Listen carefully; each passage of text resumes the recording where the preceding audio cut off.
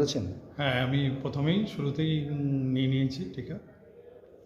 আজকে কতজন স্বাস্থ্যকর্মী বা চিকিৎসকরা টিকা নিচ্ছেন? আজকে ১৯০ জনের নাম আছে আজকের দিনে, যেটা আমাদের পরপর ৪ দিন হবে আর কি। তো ১৯০ জনের মধ্যে অলরেডি আমাদের প্রায় ৭৫ মতো মানুষ নিয়েছেন টিকা। তার মধ্যে যথেষ্ট সংখ্যক চিকিৎসকও আছেন এবং সঙ্গে সঙ্গে অন্য যারা স্বাস্থ্যকর্মী আছেন আর কি, সিস্টার বা অন্য গ্রুপ স্টাফরা সবাই নিচ্ছেন। টিকা গ্রহণের পর আপনি কি বলতে চাইছেন জনসাধারণকে? দেখুন, টিকা নেওয়ার সময় তো একটুও লাগে না, বোঝাই যায় না। ইনফ্যাক্ট টিটেনাস টক্সয়েডের টিকা এর থেকে বেশি পেইনফুল আর কি, কারণ এটাতে কিছুই বোঝা যায় না। টিকা তো নিতেই হবে, আর তো কোনো অল্টারনেটিভ নেই। যেভাবে আমরা কোভিড মহামারীকে সামনে থেকে দেখেছি এই বিগত ৯ মাস ধরে, তাতে হ্যাঁ হয়তো কিছু সংশয় আছে, কিছু প্রশ্ন আছে। যে সমস্ত প্রথাগত দিক মেনে টিকা তৈরি হয় সেগুলো করা যায়নি সব কিছু সময়ের অভাবে, কিন্তু একটা প্যান্ডেমিকের ভ্যাকসিন তো এইভাবেই হয়। এবং এই something is always better than nothing. যেটুকু প্রোটেকশানই আমাদের দিক, সেটুকু প্রোটেকশানকেই হাতিয়ার করে আমাদের এগিয়ে যেতে হবে, কোনো অল্টারনেটিভ তো নেই।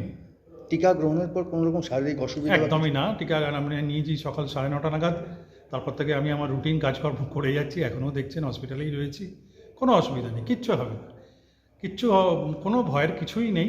এবং যথেষ্ট ভালো কোম্পানির টিকাই দেওয়া হচ্ছে। সরকারের এই প্রচেষ্টাকে তো আমাদের স্বীকার করতেই হবে, কারণ লড়াই তো আমাদের করে যেতেই হবে।